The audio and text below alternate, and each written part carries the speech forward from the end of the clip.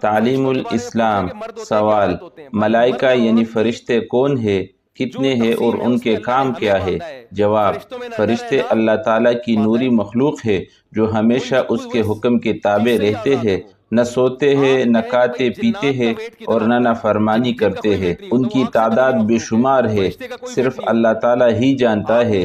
چند بڑے مقرب فرشتے یہ ہیں: حضرت جبرائیل علیہ السلام اللہ کے پیغام یعنی وحی انبیاء تک پہنچاتے ہیں۔ حضرت میکائیل علیہ السلام رزق اور بارش کے نظام کے نگران ہے۔ حضرت اسرافیل علیہ السلام قیامت کے دن سور پھونکنے کا کام کریں گے۔ حضرت اسرائیل علیہ السلام روح قبض کرنے کے ذمہ دار ہے۔ اس کے علاوہ بہت سے فرشتے ہیں جو انسانوں کی حفاظت کرتے ہیں، اعمال لکھتے ہیں، قبر میں سوال کرتے ہیں اور عرش الہی کو اٹھائے ہوئے ہیں۔ اللہ ہمیں اپنے تمام فرشتوں پر کامل ایمان نصیب فرمائے۔